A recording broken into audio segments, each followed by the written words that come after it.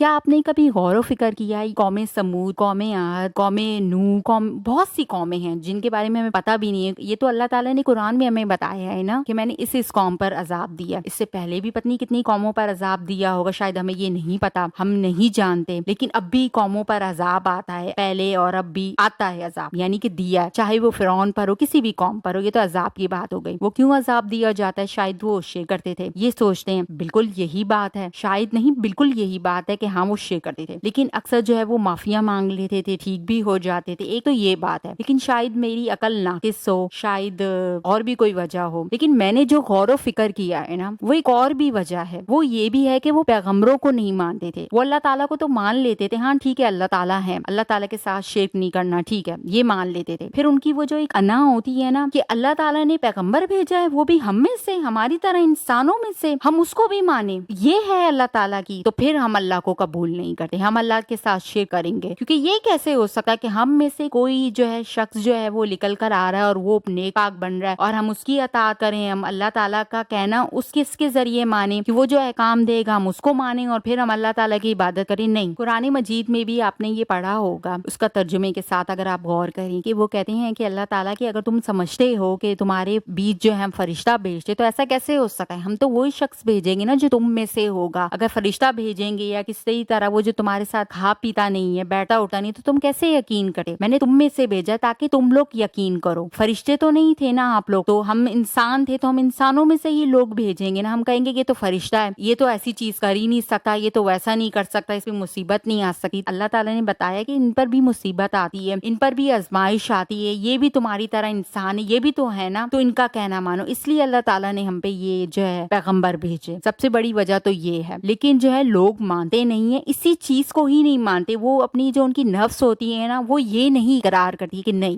یہ کیسے ہو سکتا ہے، یہ شخص کیوں ہو سکتا ہے، ہم کیوں نہیں تھے. تو میں نے اکثر یہ بھی غور کیا، کہتے ہیں نا انا بڑی ہوتی ہے. انسان جو ہے نا ایک ارد گرد جو لوگ ہوتے ہیں یا اپنی اولاد یا اپنے ماں باپ رشتے دار، ان سے خار کھاتے ہیں کہ یہ کیسے پہنچ سکتا ہے، یہ کیوں شخص پہنچ سکتا ہے، چاہے وہ رشتے دار نہ بھی ہو، کوئی بھی ہو، چاہے وہ سوشل میڈیا پہ ہی دیکھ لیں تو ہم اسی سے حسد کرتے ہیں، یہ کیسے، ہم کیوں نہیں. اگر وہ کوئی بات صحیح بھی کہہ رہا ہوگا، یہ بھی کوئی بھی بات ہے، وہ ہم اس سے جلن پہ صرف ایک انسان سے جلن کر رہے ہوتے ہیں کہ اس کو کیوں ہم اس پہ پوائنٹ آؤٹ کر رہے ہوتے ہیں. اس میں جو ہے نا ہم سے شرک بھی ہو جاتا ہے، گناہ بھی ہوتے ہیں، بڑے بڑے گناہ، کبیرہ گناہ ہو جاتے ہیں صرف اس حسد میں، اس جلن میں، اس شخص کو کیوں. تو اکثر جو ہے نا میں نے یہی غور کیا کہ ہم میں جو ہے نا زیادہ تر جو ہے نا چیز گناہوں کی طرف جو چیز ہمیں دھکیلتی ہے نا، وہ حسد دھکیلتی ہے. حسد سے ہی ہم جلتے ہیں، ہم کہتے ہیں کہ یار اس کو کیوں نہیں. یہی چیز ہمیں جو ہے نا حسد، گناہوں کی طرف، ہر چیز کی طرف لے جاتی ہے. تو جب بھی کسی کو کوئی چیز دیکھے بولیں ہاں ٹھیک ہے اس کے پاس ہے تو ہے، اس کا نصیب، میرے پاس نہیں ہے تو یہ میرے لیے بہتری ہوگی. تو اپنے آپ کو حسد سے محفوظ رکھیں. حسد ہی آپ کو جو ہے نا برائی کی طرف لے جائے گا. تو میں نے ایک چیز چھوٹی سی سیکھی ہے کہ حسد جو ہوتی ہے نا وہ مین چیز ہوتی ہے ہمارے گناہوں کی اور شرک چیزوں کی طرف جانے کی. تو اپنے آپ کو حسد سے بچانے کی کوشش کریں. تو امید کرتی ہوں آپ کو بات سمجھ آئی ہوگی. پھر ملیں گے کسی اور ویڈیو میں کسی اور ٹاپک کے ساتھ. تب تک کے لیے اللہ حافظ.